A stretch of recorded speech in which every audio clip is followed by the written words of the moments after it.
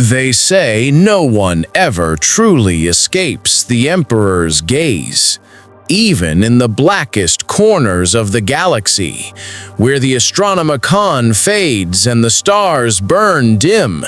His light still hunts those who dared to turn away. To renounce the God Emperor is not rebellion, it is self-damnation. Those who whisper heresy do not merely vanish, they are unmade, erased from memory, cursed in both body and soul. The Imperium forgets their names, but their screams echo forever in the void. Some claim to have seen them, drifting through warp storms, hollow-eyed and voiceless, condemned to serve as warnings to those still faithful. Others insist their essence is offered up as fuel for the Golden Throne itself, their life force devoured to sustain the light they once betrayed. It began with silence. Not the ordinary kind, not the absence of sound, but the kind that creeps beneath the skin, filling the spaces between heartbeats. For Captain Lorian Vass, once a proud officer of the Astra Militarum, that silence was the sound of faith unraveling. He had fought for decades beneath the golden banners of the Imperium. His voice had once roared praises to the Emperor over the thunder of las guns and the screams of dying men. He had seen miracles, or so he thought. A traitor's bullet had stopped a finger's width from his brow, seared into nothing by a flare of unseen light. His men had fallen to their knees, crying that the Emperor protected him, and he had believed it, utterly. But faith is not a fortress. It is a fragile bridge stretched across an abyss. And one day, he looked down. It happened on a nameless world, half mud and half graveyard. They had been ordered to cleanse a settlement infected by spiritual corruption. The Inquisitor's Vox had spoken only once. No survivors. Lorian obeyed. He always obeyed. They burned the town for 3 days. Screams and prayers mixed in the air until neither could be told apart. Mothers clutching infants, old priests holding up tarnished aquillas as if the symbol itself could shield them from Imperial fire. Lorian watched them burn, watched their eyes, filled not with heresy, but confusion. That night, while the ashes still drifted like black snow, he sat alone in his command tent. The Emperor's portrait glared down at him from a tattered banner, and somewhere between one breath and the next, a single thought formed. Small, poisonous, blasphemous. What if we were wrong? The thought struck like a bolt round to the skull. He bit his lip until he tasted blood, whispering a prayer to drown it. But faith, once cracked, does not mend cleanly. It leaks. It stains everything. Over the following weeks, Lorian found his prayers turning to whispers, then to silence. When the regimental chaplain spoke of sacrifice and duty, his words rang hollow. Every hymn sounded like a command. Every victory felt like penance. And when he looked upon the Imperial Aquila, that sacred double-headed symbol of humanity's unity, all he saw were wings chained to a dying throne. The doubt spread. He told no one, not even himself, but it followed him like a shadow. In his dreams, he saw Terra not as a shining beacon, but a black sun devouring its children. He saw the Emperor's golden form, not radiant, but skeletal, chained to his throne, eyes empty, mouth forever silent. One night, during a patrol through the ruins of a manufactorum, he found a servitor, half buried, still twitching, its flesh fused with rusting steel. The machine's vox emitted broken syllables of prayer, fragments of scripture looping endlessly. The Emperor protects, the Emperor protects, the Emperor protects. It should have brought comfort. Instead, it sounded like mockery. He knelt beside the servitor and stared into its glassy, unseeing eyes. Once this had been a man, a believer, perhaps even a soldier like him. Now it was nothing but obedience made flesh. No thought, no soul, just function. And in that reflection, he saw his own face. For the first time in his life, Lorien felt fear, not of death, not of the enemy, but of what he had become. He shut down the servitor's power conduit, watching as its mechanical prayers faded into silence. The last thing it mouthed was a phrase so faint it barely existed. "Forgive me." Lorien stood there long after, unable to move. Around him, the ruins groaned like a dying beast. Somewhere far away, thunder rolled, or perhaps it was the echo of orbital bombardment. The air smelled of oil, incense, and rot. He whispered to the dark, "Forgive you for what?" And in the hollow quiet that followed, he realized he wasn't asking the servitor. He was asking himself. That night, the first doubt became something more. A fracture became a wound, and through that wound, the darkness of the galaxy, patient, waiting, alive, began to whisper his name. The sky above the encampment was bruised violet, a smear of ash and light from distant orbital fire. Lorien stood in the chill air, breath ghosting like incense smoke, as a servo skull hovered before him.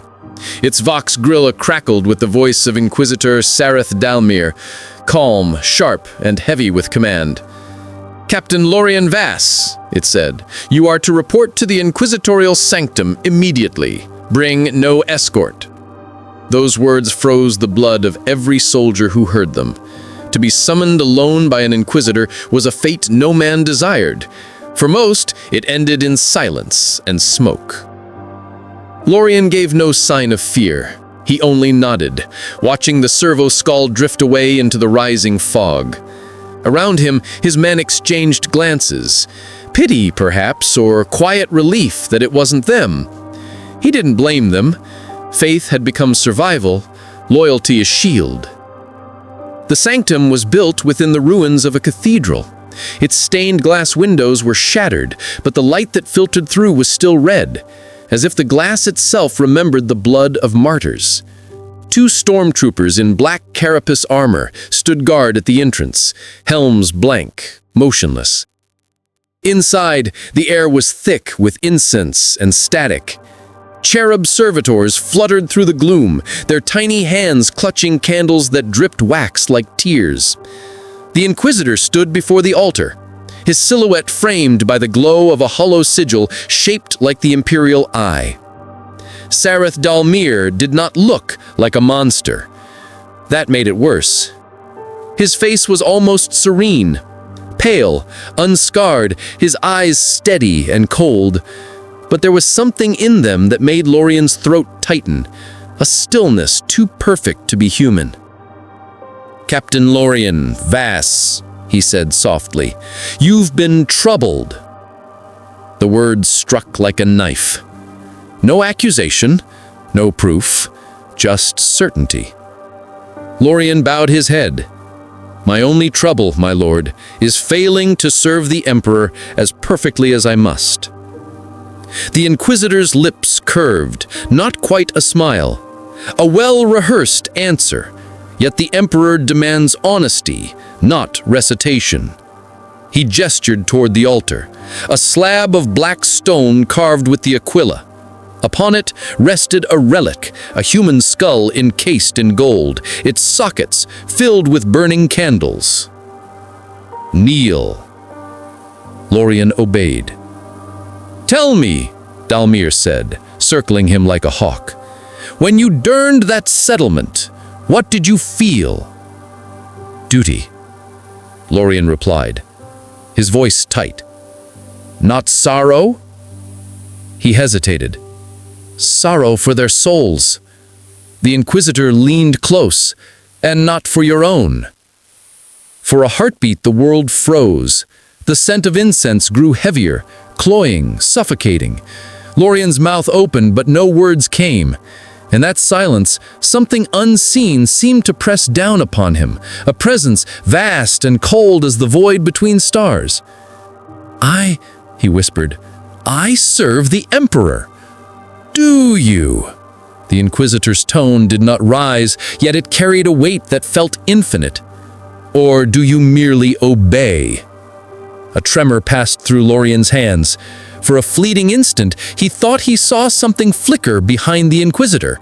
A shadow with too many eyes, a suggestion of wings. He blinked, and it was gone. Dalmir straightened. "You've been troubled by thought. Dangerous thought. A commander who hesitates in faith infects his men.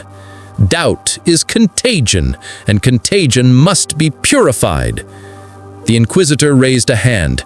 A cherub fluttered close, bearing a needle of shining steel. Lorien's pulse hammered in his ears. "I am not a heretic." "Not yet," Dalmir replied gently. "But heresy always begins with a whisper, doesn't it?" The needle pricked the base of his skull. For a moment, his vision filled with gold, then white, then nothing. When awareness returned, he was lying on the cold stone floor. The Inquisitor's voice drifted above him, distant, echoing. "You will continue your duties. You will command your regiment as before. You will smile, salute, and worship as any loyal servant does. But remember, Captain, the Emperor sees all, even the thoughts you hide from yourself." The words carved themselves into his mind. The pain in his skull pulsed with each syllable. When he finally rose, his reflection shimmered faintly on the polished stone, and for a heartbeat, the eyes that looked back at him glowed faint gold. Outside, the world had grown quieter. The banners flapped weakly in the wind. His men saluted, unaware of the cold tremor that had settled in his soul. From that day on, every prayer he spoke felt heavier, as if someone else whispered it through his lips. He began to wonder if the Emperor was still listening, or if something else was answering instead. The stars outside the warp screen glimmered like distant embers, cold and indifferent. Captain Lorien Vass had left the Manufactorum. The ruins of that cursed world burned into memory, yet the smoke of the past clung to him as if it were flesh. His regiment marched onward, unaware of the fissure that had split his faith from its roots. Every command he gave, every order to fire upon an unsuspecting settlement, was now filtered through a lens of hesitation, guilt, and terror. Duty had become a cage, and he felt the bars tightening with every heartbeat. In the quiet of the night, he walked alone through the patrol corridors. Vox grills hummed faintly, carrying the distant laughter of men who believed themselves secure in the Emperor's protection. Lorien's own thoughts betrayed him. The faces of the innocents he had burned haunted his dreams. Mothers, children, and old men staring into fire, their eyes pleading, accusing, judging. No hymn could drown them out. No prayer could cleanse the stain of obedience that had curdled into doubt. It was then that he realized something terrible. Faith was not enough. Obedience was hollow. Rituals were empty. The Emperor's light, which had once seemed absolute, now flickered uncertainly before him, as though hesitant to illuminate his sins. And in that dimming glow, a question began to form, whispering through the marrow of his bones. What if there is another path? The warp responded. It was subtle at first, the faint flicker of shadows, a murmur in the back of the mind, a suggestion that safety could be found beyond the Imperium's reach. Lorien tried to dismiss it, blaming exhaustion, trauma, or the lingering haze of promethium fumes. But the feeling persisted. There were worlds at the edge of Imperial charts, unrecorded sectors where law faltered and the Inquisition's gaze thinned. And in those worlds, he thought, perhaps one could hide. Perhaps one could live. By the time he reached the shuttle bay, the notion had hardened into resolve. He could no longer serve a god whose light burnt only those who faltered in thought. He could no longer obey men whose eyes saw everything, yet understood nothing. His hands trembled as he keyed the shuttle's access codes, every flicker of warning on the console a reminder that the Inquisition watched, always. Yet even as alarms threatened to awaken, he felt a strange calm, the first he had known in weeks. The vessel's engines roared to life, its hull shuddered against the weight of gravity and the invisible pull of guilt. As it lifted into the void, Lorien looked back at the world he had been forced to destroy, at the smoke curling into an indifferent sky, at the corpses he could not forget. And then he looked forward to the dark expanse beyond, where no stars burned familiar, where no flag bore the Aquala's judgment. Even in escape, the Imperium was not finished with him. The warp was alive tonight. Its currents shimmered like molten silver and black, whispering promises and threats with equal measure. Lorien felt them tug at his mind, brushing against memories and fears alike. Faces he had loved, oaths he had sworn, commands he had obeyed, all were rearranged in the warp's subtle loom, offering visions of power, freedom, or annihilation.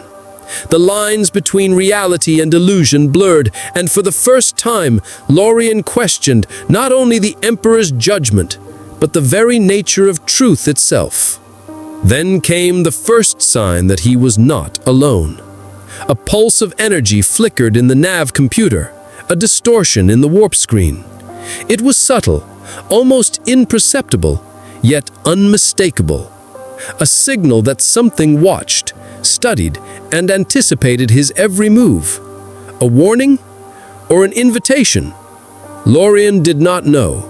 Fear surged, but it was mingled with curiosity. The warp, the void, the secrets beyond Imperial scrutiny, all beckoned. And for the first time, he felt the intoxicating pull of forbidden knowledge. Hours passed. The shuttle drifted into uncharted space, where charts held no authority and the light of the Astronomicon barely pierced the dark. Lorien closed his eyes and for the first time allowed himself to hope. Perhaps in these voids one could live beyond duty, beyond judgment, beyond the unyielding gaze of the Emperor. Perhaps one could survive. Yet as that thought flickered, he felt a shadow at the edge of his consciousness, a reminder that nothing escapes the Imperium entirely, and that doubt, once planted, carries consequences far heavier than the light of any star. The void beyond Imperial charts was not empty. It was a wilderness of stars that refused to shine evenly, of nebulae that glowed like bruises against the black, and of silent gravity wells that could swallow entire vessels without warning. Lorien's shuttle drifted through this alien expanse, its engines barely humming, as though afraid to announce their presence. Every sensor flickered with anomalies, bursts of energy with no origin, currents in the warp that danced in impossible geometries, and echoes of radio chatter that never existed. He had anticipated isolation, yet nothing could have prepared him for the weight of emptiness. The silence pressed on his mind, and in that silence, the faint whispers began. Not voices exactly, but suggestions, fleeting thoughts, ideas half-formed, hints that there might be another way to exist beyond duty. At first he ignored them, convincing himself they were exhaustion or remnants of guilt. But they persisted, like shadows that slip between the edges of perception, offering relief from the crushing responsibility of obedience. Sleep was impossible. Each attempt to close his eyes brought visions, worlds aflame, captains kneeling in ash, the faces of innocents staring through smoke, and always the glow of the Emperor's throne loomed, distant, golden, yet impossibly cold, a reminder of judgment yet to come. Yet within those visions, he glimpsed something else. In the warp's reflection, he saw doors opening where none should exist, corridors leading to places not charted, and figures that were almost human, almost familiar, beckoning, patient beyond reason. The shuttle's alarms shivered suddenly, a pulse of energy radiating from the navigation array. He stared at the readouts. A warp distortion, small, flickering like a dying candle. Nothing in Imperial charts predicted this phenomenon. No route, no warning, no precedent. Yet it called to him, a lure both terrifying and irresistible. Every instinct screamed to turn back, to return to safety, to the unyielding but predictable chains of the Imperium. Yet a deeper, darker curiosity drew him forward, whispering that perhaps survival or freedom waited beyond the light. Days passed, measured not by clocks but by the drifting tides of the warp. Supplies dwindled. The hum of machinery became a chorus of suspicion and fear. He saw shadows move where none should be, glimpsed figures reflected in the polished bulkheads that vanished when approached.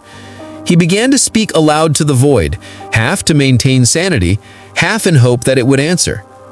The void remained indifferent, but the whispers persisted, weaving doubt into resolve. And then the first tangible danger appeared. A cluster of floating debris, remnants of a long-forgotten battle, shifted unnaturally. Sensors detected no mass, no material presence. Yet the hull of the shuttle groaned under invisible pressure, lights flickering as though the craft itself feared collision. Lorien's hands clenched the console, and he realized with a sinking certainty that these were not ordinary hazards. The warp had taken notice of him. An attention, he knew instinctively, was never benign. He remembered the words of the Inquisitor, "Doubt is contagion." Lorien understood now that doubt was also a beacon, a flare to unseen entities lurking at the thresholds of perception. Each choice he made, each hesitation, was a signal. He was no longer merely fleeing the Imperium, he was stepping into a realm where law, faith, and reality itself were mutable and perilous. By the third day beyond Imperial space, exhaustion and paranoia began to blur. Shadows behind the navigation screens seemed to twist into humanoid forms, figures that vanished when he approached. Yet in their absence, he felt their presence, a weight of attention that was oppressive and undeniable. His dreams became battles. His waking thoughts were invaded by glimpses of impossible truths. Faces whispered in languages he could almost understand, half-remembered names that made his blood run cold. And then came the first temptation. A vision of power, subtle but irresistible. A path to knowledge and strength beyond the Emperor's decrees. It was fleeting, a flicker at the edge of perception, yet it left a residue in his mind, a taste of freedom, a suggestion that perhaps the galaxy held more than obedience and sacrifice. For the first time, Lorien did not recoil. Instead, he lingered on the thought, the pull of something dark, something patient, waiting to guide him. He had fled the Imperium, but the universe itself was not yet silent. Something watched, something ancient and knowing, and it whispered a single dangerous promise, that the chains of duty could be broken if he were willing to pay the cost. The stars outside remained indifferent, but inside Lorien, a storm was forming. Faith had fractured, duty had failed, and the void began to shape him in ways that no prayer could undo. He realized, with a clarity that frightened him, that survival might demand more than obedience. It might demand betrayal.